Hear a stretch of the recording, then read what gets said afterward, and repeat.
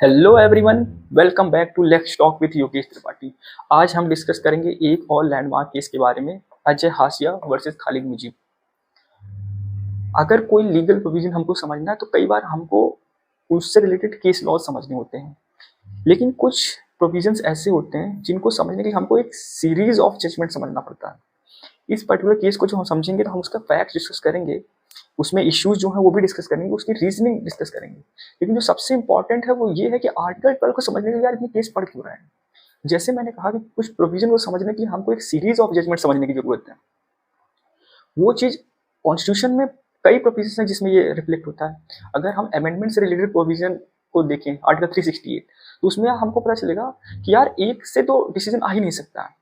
आप देखो, शंकरी प्रसाद है, सज्जन सिंह आया, गोलकनाथ आया, केशवानंदा भारती आया, मिनर्वा मिल्स आया, फिर उसके बाद वामन राव आया, फिर भीम सिंह जी केस आया, फिर अल्टीमेटली आया काइलो आया। तो वो एक पूरा कॉन्वर्सेशन चला है सुप्रीम कोर्ट का, जिसमें ये समझाने की कोशिश हुई है कि आर्टिकल 368 अमेंडमेंट का स्कोप क्या है।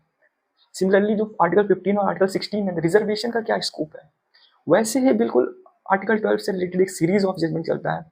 शांताबाई, उज्जमबाई, राजस्थान इलेक्ट्रिसिटी बोर्ड का केस, फिर सुखदेव सिंह वर्सेस भगत राम का केस, आर डी शेट्टी का केस, और फिर अजय हाशिया और सोम प्रकाश का, और फिर आखिरी में प्रदीप कुमार विश्वास का। तो ये जो कॉन्वर्सेशन चलता है, तो इसमें आपको समझने की जरूरत होती है कि यार पिछला डिसीजन में बता दिया गया था, इस डिसीजन की क्या जरूरत है। तो जब तक आप ये नहीं समझ पा रहे ये डिसीजन क्यों लैंडमार्क है, तब तक कुछ ना कुछ आपकी जो समझ है उसमें एक ब्लैक होल टाइप का रहेगा। आपको पता है क्या बोला गया, लेकिन जरूरत क्या है पढ़ने की वो नहीं समझ पाता है। तो अजय हाशिया इस वजह से लैंडमार्क है। इससे पहले जितने डिसीजन आए थे उन सब में सबसे जो किसी भी अथॉरिटी को आइडेंटिफाई करने के लिए स्टेट है कि नहीं है, वो आर डी शेट्टी बताया गया था सबसे ज्यादा इलेबोरेट डिसीजन, जिसमें उन्होंने वो 5 कंसिडरेशन बताए थे। लेकिन उसको जो है कई एडवोकेट्स और कोर्ट जो है ओबिडियंट डिक्टा मानता था, क्योंकि इससे पहले जितने डिसीजन आए थे सब में जो है वो चीज था, जो अथॉरिटी थी वो किसी ना किसी स्टैट्यूट से क्रिएट की गई थी। तो authority created by statute, parliament ने एक एक्ट बनाया और उसमें वो अथॉरिटी बन गई। लेकिन ये पहला ऐसा केस था जिसमें सुप्रीम कोर्ट के सामने 5 जज बेंच के सामने ये इशू था कि एक एक अथॉरिटी है, ये एक्चुअल में किसी उससे नहीं क्रिएट हुई है अलग से एक्ट से, बल्कि जो एक सोसाइटी एक्ट होता है, हर स्टेट का अपना होता है, उसमें रजिस्टर कराओ तभी सोसाइटी मानी जाएगी। तो एक रीजनल इंजीनियरिंग कॉलेज था जिसके अगेंस्ट में जो है पिटीशन फाइल थी, रिट पिटीशन, और वो जो है रजिस्ट्रेशन ऑफ सोसाइटीज एक्ट, मतलब Jammu and Kashmir registration of societies act में रजिस्टर कराई गई थी। तो क्या ये स्टेट था कि नहीं था, ये जो है मेन उनके सामने इश्यू था। तो अगर हम इसमें देखें, और उससे पहले वाले मैंने बताया कि अलग से एक एक्ट जो है, मतलब अलग से एक्ट क्रिएट किया जाता था अथॉरिटीज के लिए। तो इसमें फैक्ट में क्या था कि इस इंजीनियरिंग कॉलेज के लिए एंट्रेंस एग्जाम हुआ। उसका जो एंट्रेंस एग्जाम का प्रोसीजर था वो 2 स्टेज में था। पहले में 100 मार्क्स का रिटन, फिर दूसरे में 50 मार्क्स का इंटरव्यू।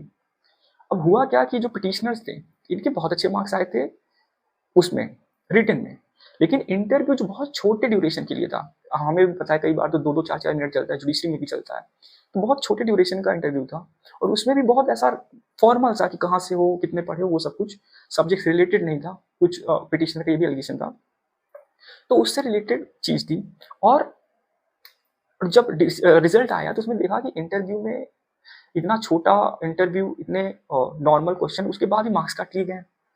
और चूंकि मार्क्स इसमें बहुत कम आए इन पिटिशनर्स के, तो इनका सिलेक्शन नहीं हुआ। इनकी जगह भी जिनका सिलेक्शन हुआ उनके एक्चुअल में जो रिटन थे उसमें बहुत कम मार्क्स थे, लेकिन सिर्फ इस वजह से कि इंटरव्यू में इतना ज्यादा मार्क्स था उनका सिलेक्शन हो गया। तो उन्होंने इस प्रोसीजर को चैलेंज किया कि इन्होंने आर्बिट्ररी तरीके से मार्क्स दिया जिससे जो इनके फेवरेट लोग थे उनका जो है एडमिशन हो सके। तो क्वेश्चन आया कि आप इसका चैलेंज डायरेक्ट सुप्रीम कोर्ट में आके कर रहे हैं, कर सकते हैं। तो इसके लिए जरूरी है कि आप तभी कर सकते जब आपका फंडामेंटल राइट वॉल्यूट हो रहा। इन्होंने कहा आर्टिकल 14 वॉल्यूट हो रहा है, ये प्रोसीजर आर्बिट्ररी है। तो इशू उनके सामने आया कि भाई पहली बात तो ये बताओ, ये जो सोसाइटी है, जो सोसाइटीज रजिस्ट्रेशन एक्ट में रजिस्टर कराई गई, क्या वो स्टेट है? अगर इसका जवाब यस है तब हम दूसरा क्वेश्चन पूछेंगे कि क्या जो एलोकेशन है 33% मार्क्स का, 50 मार्क्स टोटल 150 का ओरल इंटरव्यू के लिए, क्या वो आर्बिट्ररी है और वॉयलेटिव ऑफ आर्टिकल 14 है? तो अगर रीजनिंग देखें तो जुडिशियल रीजनिंग में कोई डिफरेंस नहीं था स्टेट के रिगार्डिंग, सिवाय इसके कि जो आर डी शेट्टी में ऑबिडर दिखता था सेम वही चीज माना गया। और जो अजय हाशिया टेस्ट, ये 6 फैक्टर्स देखेंगे और इसके बेसिस हम डिसाइड करेंगे कि है कि नहीं है। उन्होंने बोला अगर शेयर कैपिटल, अगर इंटायर शेयर कैपिटल गवर्नमेंट का है तो स्टेट माना जा सकता है। अगर फाइनेंशियल असिस्टेंस पूरा का पूरा जो फाइनेंस है, जो सपोर्ट है, वो जो है गवर्नमेंट दे रही है, तो माना जा सकता है। इस वाले केस में जो 15-16 पूरे देश में इंस्टीट्यूट थे जिनको सपोर्ट करती थी गवर्नमेंट, उनमें से ये एक था, रीजनल इंजीनियरिंग कॉलेज। फिर तीसरा है कि क्या मोनोपोली जो इसकी है वो स्टेट कन्फर्ड है या स्टेट प्रोटेक्टेड है, मतलब स्टेट ने कोई रूल बना रखा है जिससे सिर्फ यही बेनिफिट पा रहा है, इसी वजह से इसी मोनोपोली है। फिर तीसरा चौथा था डीप एंड परवेसिव कंट्रोल। मैंने पिछले वाले वीडियो में बताया था कि डीप एंड परवेसिव कंट्रोल कैसे आइडेंटिफाई करेंगे। आप प्रीएम्बल देखो, प्रोविजन देखो, आप देखो उनके फंक्शंस क्या हैं, उसके बेसिस पे पब्लिक इंपॉर्टेंस, क्या जो उनका फंक्शन है वो ऐसा है जो गवर्नमेंटल नेचर में है, आप सिक्योरिटी से, लॉ एंड ऑर्डर से, हेल्थ से रिलेटेड इन तरह की चीजें कर रहे हैं।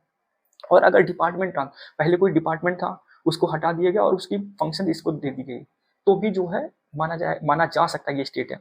याद रखिए, किसी एक पे टिक मारने लग गया तो स्टेट ना मान लीजिएगा, इनका क्यूमुलेटिव टेस्ट देखा जाएगा कि इसका 10%, इसका 20% और इसका 40%, लेकिन क्यूमुलेट होकर ऐसा लग रहा है यार कि स्टेट का बहुत बड़ा कंट्रोल है, इंटरफेरेंस है, तो स्टेट मान लेते हैं। तो ये चीज थी आर्टिकल 12 के रिगार्डिंग। आर्टिकल 14 के रिगार्डिंग अगर हम देखें, जो रीजनिंग थी वो ये थी कि 1/3 सीधे सीधे 33% मार्क्स इंटरव्यू को दे रहे हैं आप, तो जो बहुत ज़्यादा चांस है, पोटेंशियली आर्बिट्ररी, आप जो है आर्बिट्ररीनेस कर सकते हो वहाँ पे। तो इतने मार्क्स नहीं होने चाहिए। हालांकि उन्होंने रिलीफ नहीं दिया क्योंकि उनको लग रहा था कि अब तो एडमिशन हो गया, सब कुछ आगे प्रोसीजर बढ़ गया है, लेकिन उन्होंने डायरेक्शन दिया कि अगली बार से जो इंटरव्यू रहे वो 15% मार्क्स रहे टोटल मार्क्स का।